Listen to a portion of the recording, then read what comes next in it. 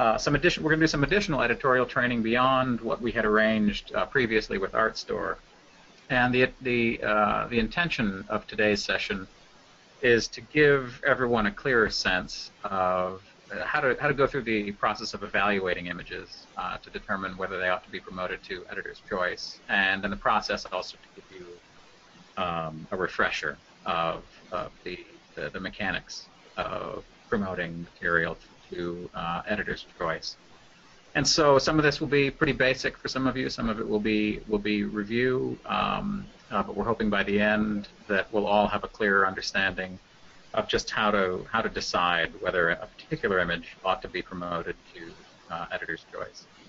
Now, right now, I think you're all muted, so that if you do have questions that come up and seem fairly urgent, you can simply put those, pose those in the little text box that's down at the bottom of your panel there, and we will keep an eye on that on the little chat window. And if something does come up that we need to stop and review, that's the place to let us know. I don't think this session will take the full hour, and so I'm happy to take all sorts of questions live. You'll be unmuted at the end when we're done with the first part of the presentation. We're happy to turn this into more of a conversation to the extent that we need to. So with that, I think we'll get started. And most of you will come in to the editorial tool, to come into Shared Shelf through the main SAH page. If you like, go ahead and make a bookmark to the login page, but you can always find it through the SAH, the main SAH web page, by going to the Publications and Search menu, and then down to SAHARA. And so this is where we are now. So simply scroll down, click this link to log in.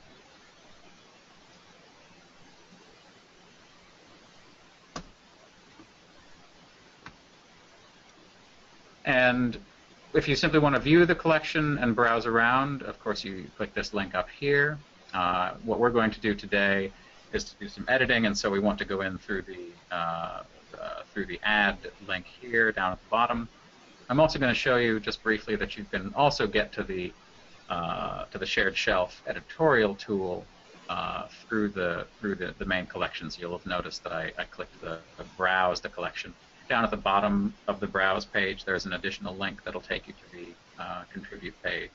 You can get to it from there as well. So here we are. If you're an editor, this will be the screen that you see initially. This is the screen that we refer to as the asset panel. All of you have been set up with editorial filters, what we sometimes call buckets. These are simply containers for a small subset of the material that comprises the entire collection. You can see up here there are 7,067 assets in the entire collection. That's a pretty large number. That's a daunting number. We're not asking you to go through and try to find out which images you need to edit from there, but rather we've set up these filters that you can see down here on the left. And so simply click Saved Filters within SAHARA. And you can see that I and the guys of this editor have three filters set up, 2 content filters and then a third one. You should all see something that looks something like this under this filters panel. Each of these, the content of these filters will be determined by your own area of expertise. If you see filters here that don't look right to you, if you feel like you're missing one, or you have one that you are not interested in working on, just let us know, and we can make that change easily enough. But you should all see something like this, simply with different content areas listed. So in order to see what's been assigned to you as an editor, simply click on one of these filters. And what you'll see immediately is that you get a subset of that, whatever it was, 70,000 here, in this case, North America, 1800 to 1900, is a much more manageable 6,395 assets, as you can see up here. This other filter, North America pre-1800, is still smaller, just 1,206 assets, and that seems quite a bit more manageable than the 70,000. Now, what I usually do when I am digging in to do a little bit of editing, and what all of you are likely going to want to do too, is to start to make some decisions about which material to work on first. And you can decide that any number of different ways. You may simply choose to work on the things that have come through first. You may prefer to work on things that are more familiar to you. So maybe sorting by date or sorting by an architect. In fact, you could even sort by contributor if that's something that you really want to do, or sorting by geography. The way that you do that, the way that you bring some order to this sort of massive amount or this large amount of content that you are confronted with, is through this panel here. So what we're in right now is a window that's called the Asset Panel. This is where you can see and kind of browse through the entire corpus, or the entire all of the content that's in the filter that you've selected here. So in this case, there's quite a bit, but I can narrow this down quite a bit as well. And the way that I want to do that is by simply clicking on the top of these headings here. You can see as I mouse over each, the top of the heading is highlighted. And when that's highlighted, I can simply click on it like this. And what that'll do is sort that content by that particular column heading. In this case, SSID. All that is a unique identifier for the shared shelf system. It's a number that's simply generated in sequence. And what this does for you, if you do sort on this column, is this sorts the entries by the date that they were submitted. So if you're worried that there's some material in here from 2011 that you'd like to go ahead and start working on, simply sort on this column so that it shows the oldest content first, and that'll be the lower numbers, and begin working there. One way that I like to sort things is by date, and so as you can see, we have date columns out here, and so as I scroll over, here are all the different columns that I can choose to sort by. I might choose to sort by earliest date, so that I begin with the oldest content by chronology. In other words, not the oldest images in the collection, but rather the oldest buildings in this particular filter. Now, one thing about the screen that we were just looking at, that particular filter that we were just looking at, is I'm going to go back to that. What I've already done in this screen is I have arranged the screen to show only those columns that I really care about, only those columns that I'm interested in. The default screen, which most of you will see, which all of you will see when you first pull up any given filter and you start to edit, will look something like this. And so here you can see we're seeing a thumbnail, which is nice, this SSID column, a file name, a created by, and what this created by field is simply essentially the contributor, date created, date updated. A lot of this information is somewhat useful to the system. It may be useful to you at some point, but for me, when I'm sitting down to do some editing, I really don't care to take up my screen real estate with this information that isn't really useful. So you may remember from the first training that we did that there's a very easy way to customize this screen. What you can do is choose which columns to display and choose the order in which those columns are displayed. The way to do that is to start by coming up here, this box up here where it says Viewable Columns. You simply click here. You can then go through and check or uncheck all of these different fields to tell the system which columns to display and which columns to hide. So I'm going to uncheck file name. I'm going to leave created by. I'm going to uncheck created on, updated on. These SAHARA specific fields, I'm going to uncheck most of them. In a moment you'll see why I'm actually interested in editor's choice status and editor's choice collection. And then we can continue to go down, and depending upon the kind of work that you're doing, you may well want to uncheck a number of these other boxes as well. Things like materials and measurements most likely aren't going to be necessary for you to have displayed on the asset panel. So that's simply to show you how to customize this asset panel view. The other thing that you can do is change the order in which these columns display. In other words, I may or may not want to see these columns over here on the left first of all, but rather move some things over like creator name. And all you have to do is click within that heading, click on the heading, and then drag it over, and you can see what's happening. I can now move that column anywhere I want to reorder it. And so if I wanted to have creator name display first, I simply drag that over all the way to the left.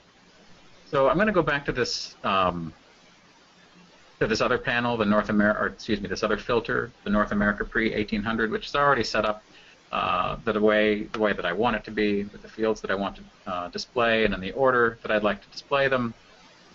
And we're going to choose a couple of images to work on. And in this case, I actually want to sort by date.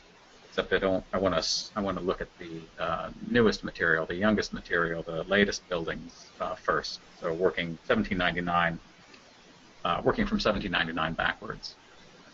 And this is a straightforward operation, just as for contributors. If you want to dig in and start working on a particular image that's in your asset panel and add some metadata to it, all I do is select the image. I can then either click the edit link up here or double-click it, and it will open up into this window. One thing to pay attention to when you come into this editorial window is the system may default to show you the SAH member full screen. This is the screen that contributors will see. There are only a few additional fields that editors get to see that ordinary contributors don't get to see. You will need to display those, and all you have to do is click on the editor heading to see the screen that is intended for editors. So again, this should be pretty familiar to most of you by now, this screen. Hopefully you'll have done, before you really dig into editing, well, I'll put it this way, it'll be helpful for you to go through the process of contributing a few images before you sit down to do any editing, simply to get familiar with the workspace. But if you haven't done that, that's just fine. There's nothing stopping you from simply starting with editing. But I do find that it's useful to get some familiarity with how to populate these fields by starting with a contribution, starting with a few contributions. All right. So I'm not going to review the sort of mechanics of working within this screen today, since we've covered that previously, and I do think it's reasonably intuitive. So what I thought we would do is simply go through this image and evaluate it and determine sort of live here whether this is something that we might want to promote. The first thing that I notice as an editor is that this is a pretty complete, maybe not, it's certainly not a verbose, it's not a verbose cataloging record, but it's a very complete cataloging record. All of our required fields, of course, are populated. Even some of the fields that are not required but still quite useful are populated. So we have street address here, which is fantastic. I'm especially pleased to see that this particular contributor has gone to the trouble of entering latitude and longitude, which is certainly the best and the most reliable way to enter in geographic information to any given record. And there's a few fields down here that are not populated, but that's fine. All of the required fields are clearly populated. One thing that's not here that is generally nice to see, or generally useful to see, is the information source. So we don't actually know where this particular scholar has gotten this date from. This looks like a very good date to me, and it's something that's easily checked if I felt that there was reason to doubt it. But I essentially don't see anything here that gives me a reason to question this image or to feel like I need to go off and do a little bit of additional research. So this is an image that I think looks pretty good in terms of its metadata. Now, in terms of the image itself, in this little screen, it also looks quite good, but I'm going to double check focus, sharpness, lighting, all these things, simply by double-clicking on this image to open it up in a new tab. So here we go. And in this larger view, this image still looks really quite good. This is a scanned slide, but nonetheless, it's really quite sharp. The colors are great. It's upright. There's not any parallax distortion. This is a pretty nice image. This is an image that I'd be perfectly happy to teach with. This even, depending upon the resolution, this is conceivably a publishable image. So that's the last thing that I do want to check while we're in here is the resolution of this image.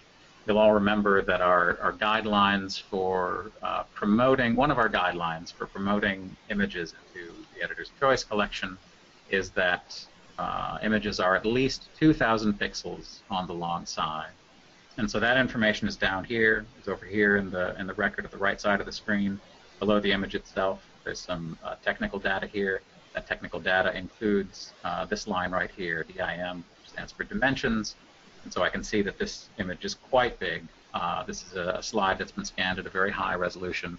It's 6,594 pixels on the long side, or it's horizontally, and 4356 vertically. This is great.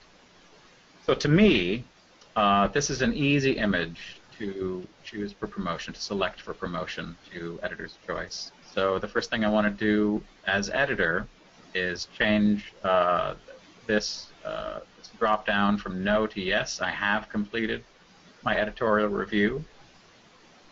And then over here, under Publish, I need to select Target Options and go ahead and promote it to Editor's Choice. This is all very straightforward. And so I'm going to hit Publish, and off it goes. And it'll get queued up.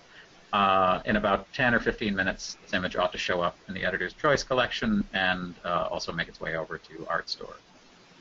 Now I can continue. If I like, I can simply continue and go through these images in sequence. Now, bringing up the next image in the record by clicking these arrows up here to scroll through the other images that have been queued up in my asset panel.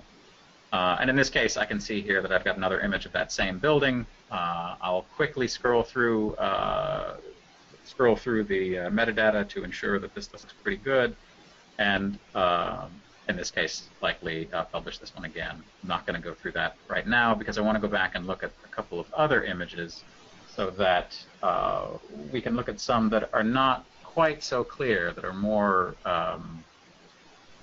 judgment calls. I'm going to bring up this one.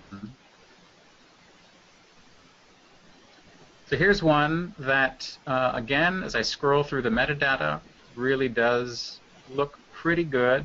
Again, it's not verbose, but it's got all the required fields and a couple that are not required. Again, this contributor has given us latitude and longitude, which is just spectacular.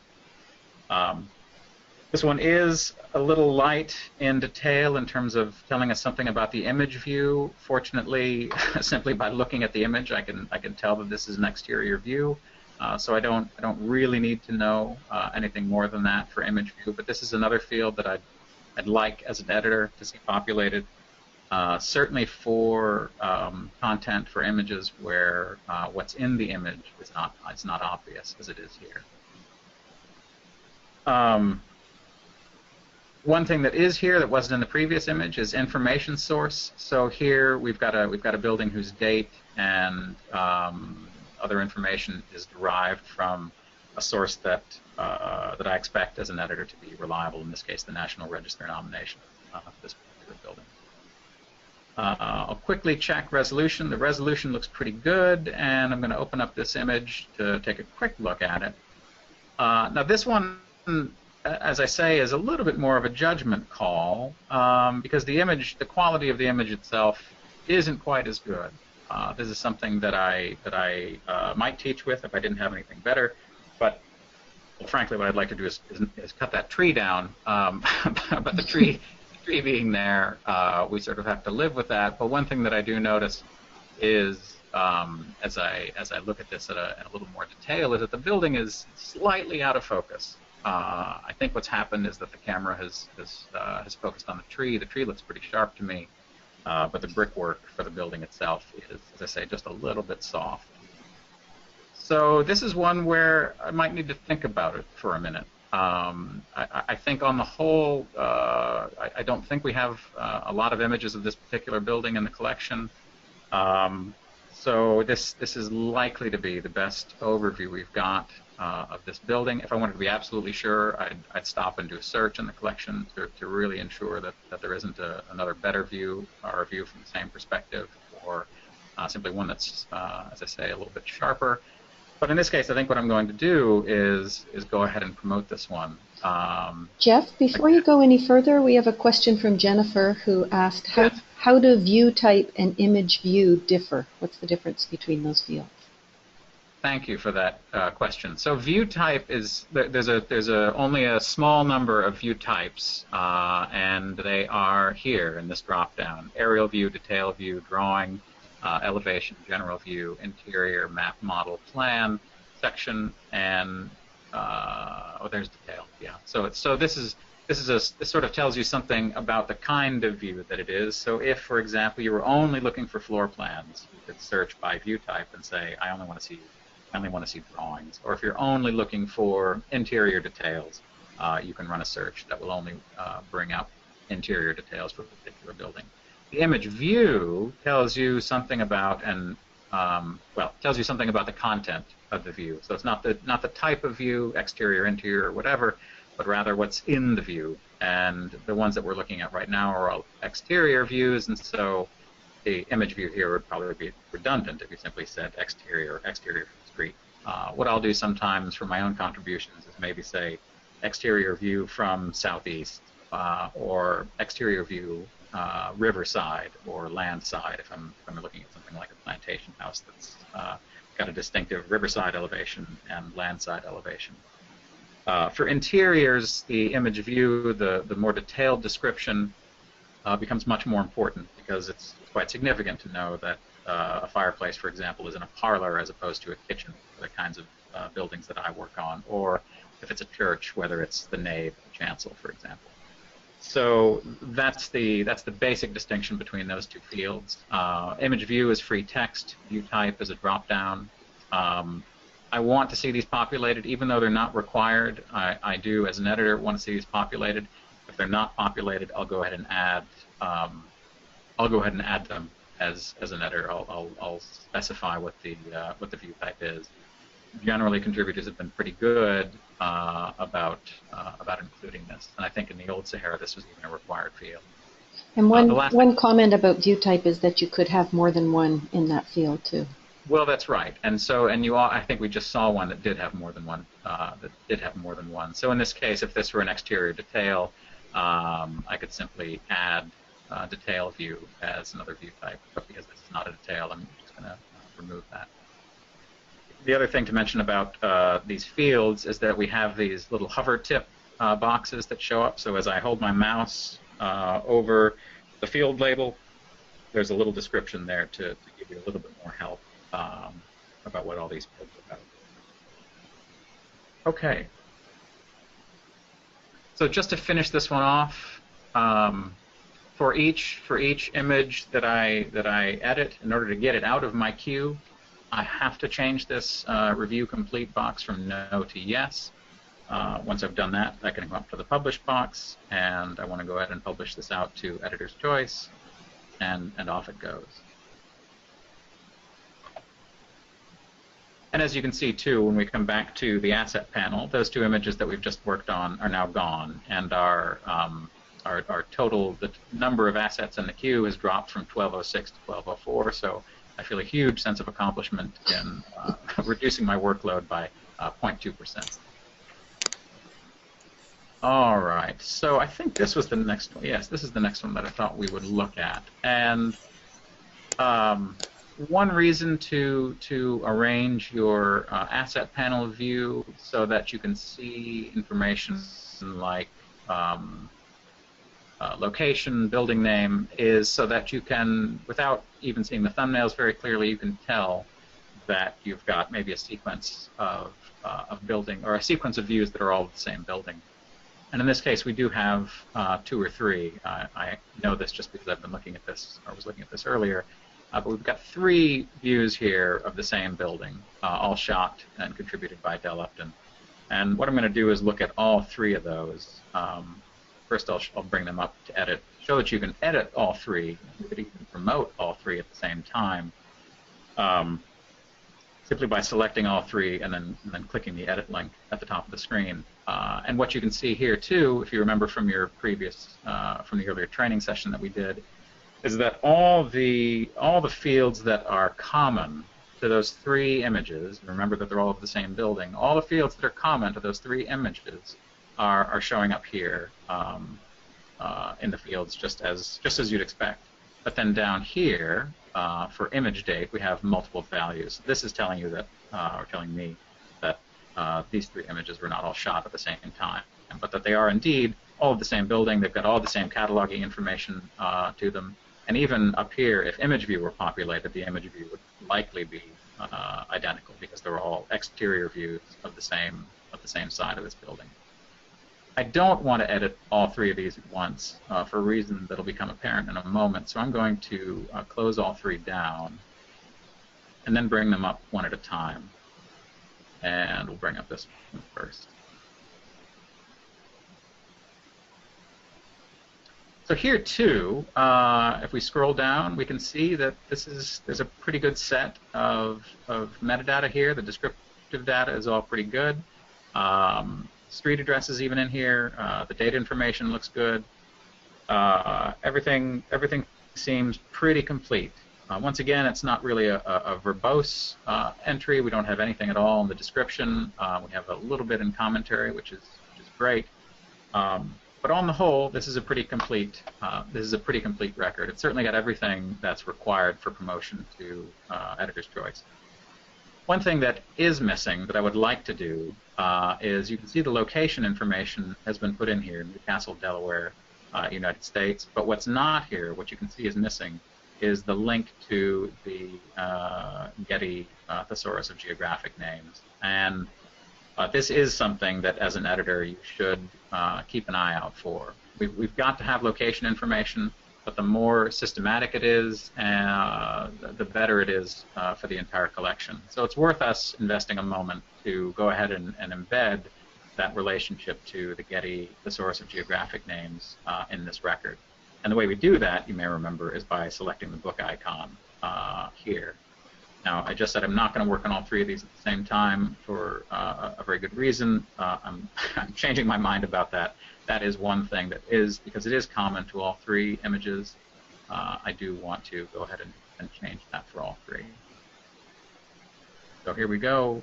Open up the book icon, and this is Newcastle County. I'm going to put in Delaware too. And it's the first thing that comes up. Now in this case, because I've already got a perfectly nice text description in the location text box, I'm simply going to link the PGN entry to the existing record. This is generally what you're going to want to do when you're editing this kind of record, when you're editing a geographic information for this kind of record. If you choose link and overwrite display, you will be deleting whatever the contributor put in there, which you should do if it's incorrect. But in this case, it is correct, and it's perfectly good. It's perfectly good metadata. So I'm simply going to select link only here. And now you can see we've got that nice little TGN record, or the TGN linkage down here below that record. So I'm going to save all three of these, first of all, just to ensure that that change sticks. I now also have to republish all three of these records. I'm not yet sure that I'm going to publish them all into Editor's Choice, so what I want to do is ensure that those changes get written back to the images in the Member's Choice collection. So because I've made that change, I'm going to publish them back into the Member's Choice collection. And then open them back up again one at a time, because I do want to treat these three as individual. Okay. So let's open this one up first. This is a pretty nice view. Well, no, I'll go back to the metadata. As we said before, the metadata looks pretty good, other than adding in the TGN linkage. I think this is pretty okay. Another nice thing about this record, this is another field that some contributors are absolutely scrupulous about populating, and is really just an excellent enhancement in terms of finding material, which are keywords. These are not required, but it's great to see them here. Everything looks fine in terms of the metadata. The image at this sort of scale looks pretty good too, but I'm going to double click it just to take a look. This looks pretty sharp. At this, the sky is great, the exposure is great. It's lit from the front. It's not backlit. It's perfectly vertical. There's no parallax distortion. This is a great image. This is something that I think would be not just happy to teach with, but can conceivably even publish with. So I think this is something that we're going to go ahead and publish. So I'm going to say yes for editorial review complete, and then publish it out to editor's choice.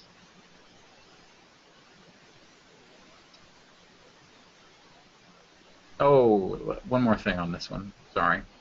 I had checked just without acknowledging it or without saying it, but the resolution of this one is great too. 5310 by 3607. This is another huge image, 16 megapixels more or less. So plenty of resolution in this one. I come to this next one, and again, the metadata is all the same. It's the same contributor. It's still one of Dell's images. Seems to be an older image. This is one very useful thing about image date. This is another scanned slide, but this one from 1975. At this size, this image looks great. It's straight on. There's some shadow, the shadow from a tree, but that's not bothersome to me. Again, I think I'd be perfectly content to teach with this image. It's very nice to have a straight-on view. The only knock against this image at all is down here. So here you can see, as an editor now, having got all excited about this lovely straight-on view, I see that it's only 1778 by 1208 pixels. This is a lower resolution scan than the image that we've just chosen to promote. So here we have a judgment call to make. I think on the whole, the 2,000 pixel limitation, we ought to generally hold pretty firm to that in terms of what gets promoted into editor's choice. As we get close to 2,000 pixels on the long side, if it's a particularly unique image, or it's an image of a building that's been demolished, or there's some other sort of extenuating circumstances, then we might be perfectly happy to sort of let something through. In this case, because we've got two other views of the same image, of the same building, excuse me, both of which nicely lit, both of which are, or at least the first of which is a very high resolution image, I think in this case, what I would do as an editor is to leave this one in the Members' Choice collection. So, it's still going to be available to SAHARA users. It's still going to be available to SAH members. It's still going to be available to its contributor, of course, but I think because of its relatively low resolution and because of the fact that it doesn't quite duplicate, but certainly is very close to some other views that we have of the same building in the collection, I'm going to go ahead and leave this one in the members collection by publishing it back to the members collection.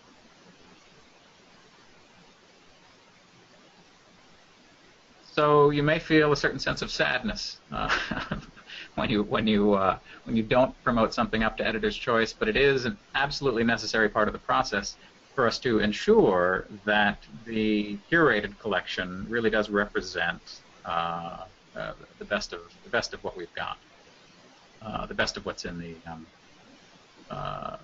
SAHARA collection. Now, what I'm not clear about is why this. Oh. That's why. Well, so that was useful. This is a useful thing to point out. So when I came back to the asset panel view, I noticed right away that this image is still in my queue, which told me immediately that I had simply forgotten to change this checkbox or change this drop-down, editorial review complete from no to yes. Simply publishing the record doesn't tell the system that I have finished looking at it. What we have to do is come through and change that from no to yes. I'm going to go ahead and do that, save it. In this case, I don't need to republish it. I can simply save it and close it, and as you can see now, that image is gone. There's one more image of that same building. We'll just quickly run through this one. The metadata all looks good. Once again, this one from 1990. The view is very similar, but not exactly the same.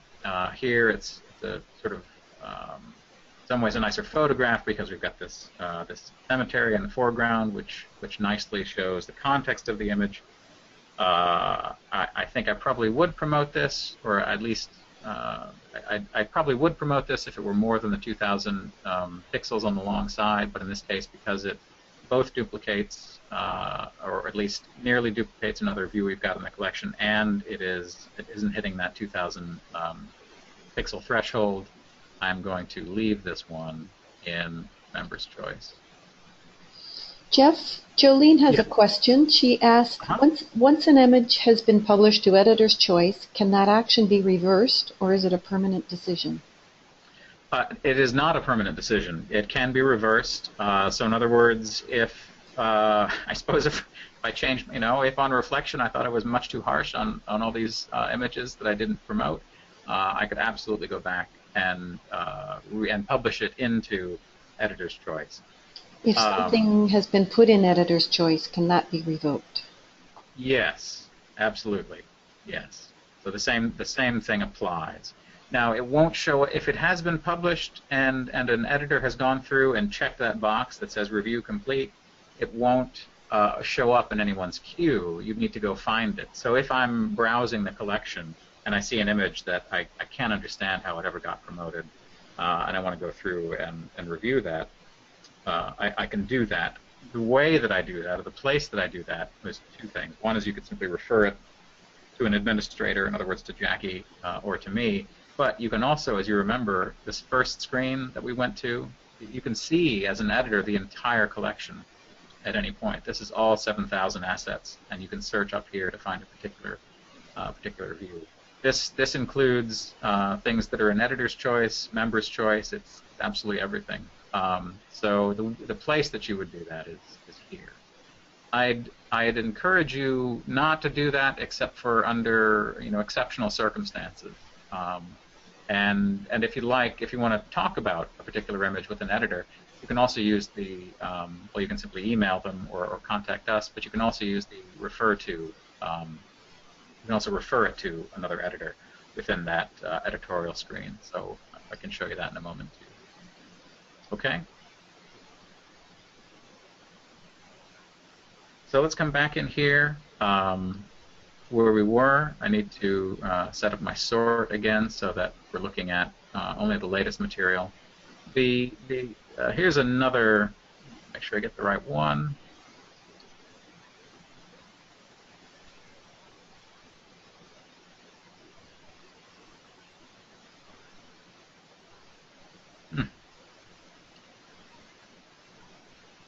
Well, I'm sorry, there was a particular image I thought I was looking for here.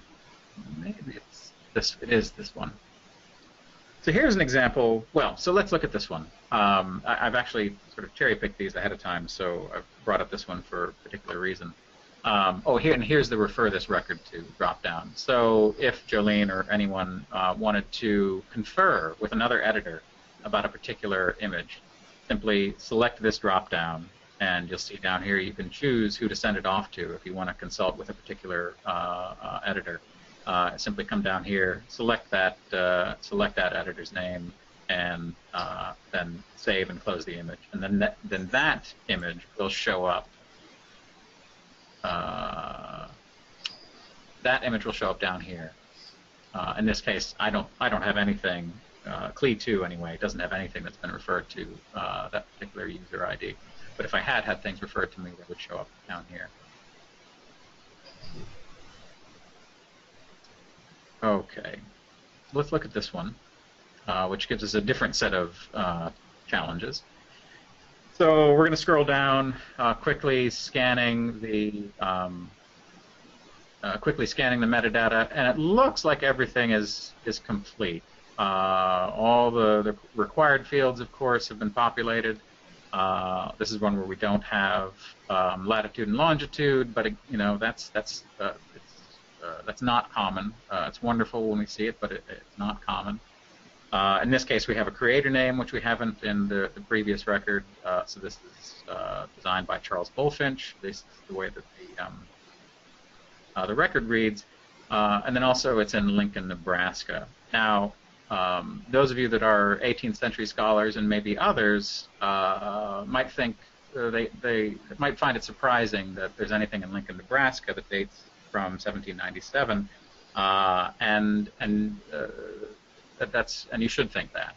There's something there's a red flag here as an editor that this is something that I want to run down, and to see if there's a published source or some source that attributes a building in Nebraska to Charles Bulfinch. In this case, there's not. I'm going to save you the trouble of looking this up on my screen. This house, the Codman House, which is also known as the Grange, is in fact in Lincoln, Massachusetts. So this is just, this is a sort of a basic editorial function that you are going to have to do from time to time, which is to correct the work of a contributor. It's easy enough in this case. I'm simply going to replace Nebraska with Massachusetts. Here too, this hasn't been linked to the TGN, so I'm going to come up here and make sure I get Lincoln, Massachusetts, rather than Lincoln, Nebraska. Here it is, link only, and now we've got the corrected geographic information in here, and it's been the corrected geographic information and the link to the TGN. Now, there's another thing about this building is years ago, but not since the 1960s. The renovations to this building. This is something that I simply know as a scholar. The renovations to this building were attributed to Charles Bulfinch. So, in my research to run down what the story of this Bulfinch-designed house was doing out in Lincoln, Nebraska, I would have also turned up the fact that the attribution to Bulfinch is it's a presumption rather than a scholarly attribution. So the principal work on Bulfinch does not give this building or anything to do with it to Bulfinch. And so what I would do as an editor is I guess there are two choices. One choice is simply to leave this as is in the members collection. What I'd prefer to do is to change the creator name and qualify it. So it has indeed been attributed to Bulfinch. The renovations, anyway, have been attributed to Bulfinch. And so I'm simply going to change this field from Charles Bulfinch Architect to Charles Bulfinch Architect attributed to, and leave it at that, simply to qualify it. Now, in my research on this building, I would have also turned up that the 1790s work on this house was a renovation of an earlier building that was begun in the 1740s. So in this case, I would also want to change the date, change the date and the way that the date field reads, and then change earliest and latest dates to make those corrections. We're now sort of at the point where you might, as an editor, want to question the amount of effort you want to invest in this particular image. In other words, this is a lot of work to be running around and doing for the sake of one little image. One of the reasons that we've asked people to edit content that they're quite familiar with is to make that piece of the process go as quickly as possible, so you're not spending half your life trying to figure out who the authorities are in Charles Bulfinch if you're an expert in 20th century New York. So this didn't take me that long to run down, and in this case, this is a pretty good image. We don't have a lot of we don't have any other photographs of this image in the collection. So this is a decision that I made as an editor to invest a little bit of time and effort in editing, in making these changes to this editorial record. So I'm going to change the date here to begun 1740s, and then improved 1797 to 1798. Because I've now backed up the beginning of this building, I'm also going to change the earliest date to 1740, and I'll go ahead and leave the latest date where it is. Now, my editorial work could extend if, or if I weren't busy, to changing the description or changing the commentary to reflect some of these changes that I've made. I'm not, as an editor, going to go ahead and do that. If I were the contributor of this image, I would put a little more explanation for what these two dates really signify here. But as an editor, I'm going to stop really at this point. Having done all that, I do just what I've done on all of these other images, change editorial review complete from no till yes. I'm just going to make one last pass through this to make sure I haven't missed anything. Well, there is one more thing, which is that image date is missing. This is not a required field, but it is a field that we really like to see. This may be a scanned slide, or it may be a born digital image, in other words, an image taken with a digital camera. I can't tell simply by looking at it, so there's no way for me to populate that image date. And I can't remember if I don't think I did pull this up for you before to really look at it in a little more detail, but the full screen view of this image makes it look pretty good. This does look like a scanned slide to me rather than a born digital image, so we really aren't going to be able to determine or even guess at an image date, so I'm going to have to leave that as it is. So with all those changes, I'm going to go ahead and publish this one out to the Editor's Choice collection.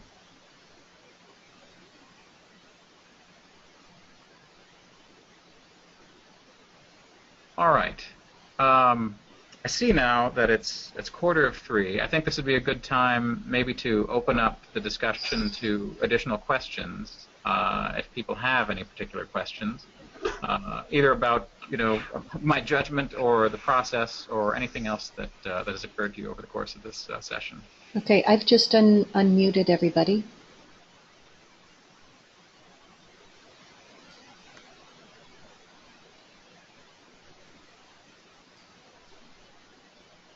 Well, it's pretty quiet. I think that's probably a good thing.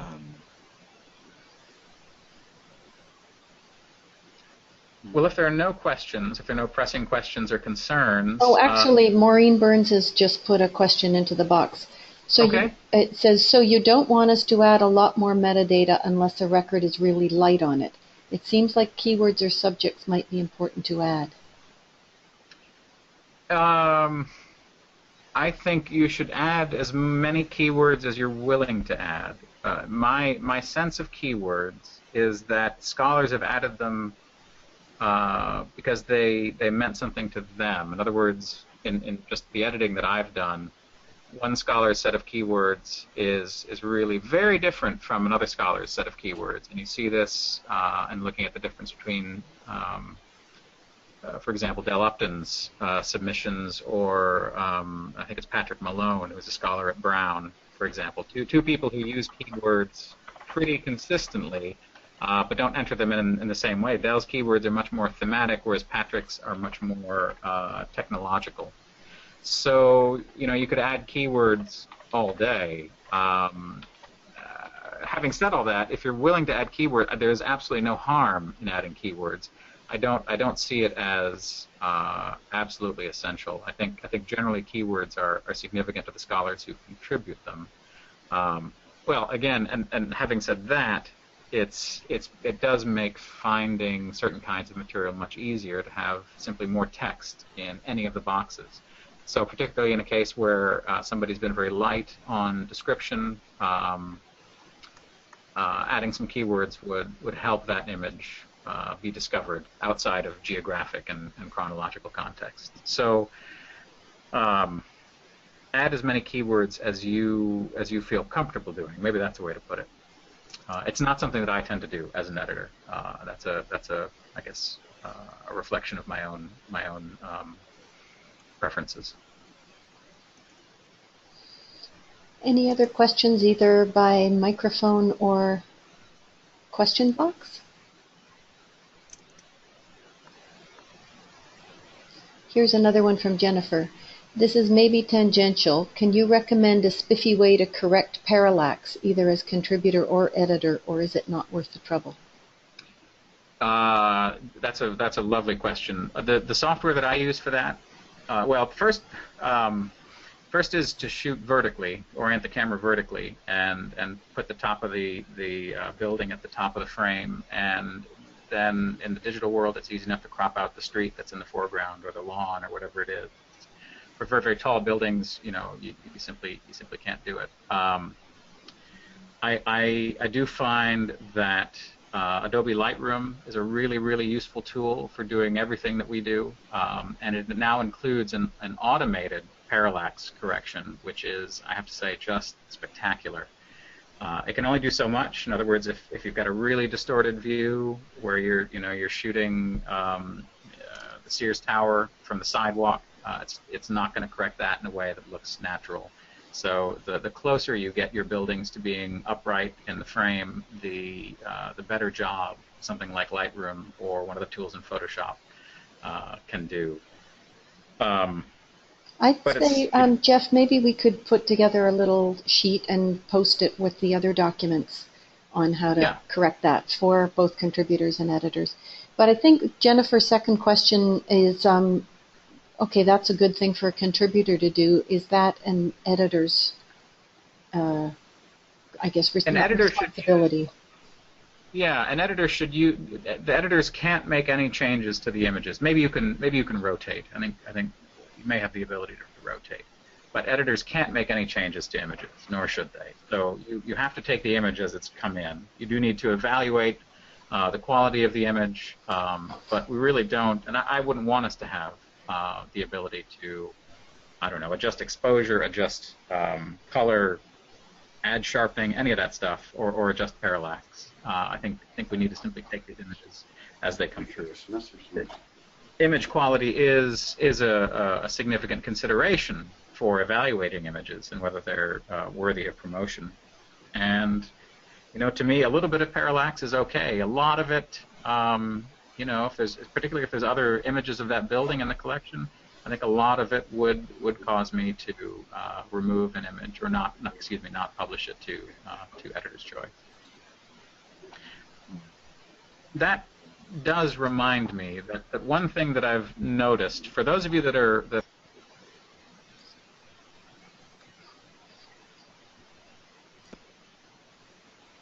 as an editor, and that is to publish one of your images directly to editor's choice. In other words, ordinary members have only one publication target. They can only publish into member's choice, and then an editor will review it and decide whether it stays in member's choice or goes into editor's choice. But an editor who is also a contributor can publish directly to editor's choice. This is not something that we should be doing, that editors should be doing. We really need to make sure that somebody else takes a look at our stuff and evaluates it. So it's simply a call to take care as a contributor who is also an editor. It's a call to take care that you choose your publication targets appropriately and carefully, and make sure that you publish your own contributions into member's choice and not editor's choice. Jeff, one last little clarification about the asset panel screen. Do you want to just mention the difference between sets and saved filters in case people are confused? Oh, yes, thank you. Yes, and this is worth mentioning because there are a few contributors now who have started using sets and using them in a way that I don't think they realize is public. So we'll have to communicate with them so that they know that their sets are exposed for everyone to see. So sets are up here on the left-hand part of the screen. We see the full project up here. We want to look at all of Sahara. We have filters, which we've been using, of course, to organize our material. And you can so we have the entire project. We have filters, and then we also have sets. This is another way to collect images. Whereas filters are a kind of automated way to collect images, to say, only show me images dated between 1800 and 1900 and in North America, which is what we've just been looking at. Sets are manual ways to set up groupings of images. And so we simply drag images into particular sets for our own use. And this is something that I find helpful for keeping my own contributions organized, which is why you see two sets that I've created in here that simply have some of my images that are not yet published out, but I want to keep organized. And in this case, I've simply organized them by the date that they were photographed. But what you'll also see is a few others, and these are ones that I have not created. So what's happened is some other user has created a set and created it as a shared set rather than a private set. So if you do want to use sets, and I encourage you, if you're contributors, to experiment with these, make sure that you're creating private sets using this button here. If you hover the mouse over these little icons, you'll see that there are these 3 different kinds of sets that you can create. So because this isn't my set, I can't make it private. The contributor is going to have to make this private, so only he or she can see it. But sets are also really quite useful. Just take care that when you create a set that is for your own material, you set it up to be a private set. Jackie, did you want to cover anything else about sets? No, I think it was just to point out the difference. That's fine. Okay. And I think when you do click on one of the filtered groups, if you want to just click on one, you'll see the things that filter at the bottom of the screen that make it a filter. Yeah. So all this down here, earliest date, in other words, earliest date of 1800, latest date in this case of 1900, country, and whether it's been reviewed or not, are the parameters that are governing this set. But governing this filter. You can create new filters. Again, those of you that are contributors and have large collections that you want to contribute, I find filters and sets very, very powerful and useful ways to keep those collections organized, particularly before they have much descriptive metadata in them. Okay, it's nearly 3 o'clock. I think if there are no other, pressing questions, I think we can say goodbye. So thank you very much to all of you for attending. Feel free to be in touch with Jackie or me by email if you have additional questions that you want to ask or additional tangential questions. We're very happy to be in touch with you, and we're happy to have you helping us work through this collection. So thank you. Thank you, everybody. Thank you.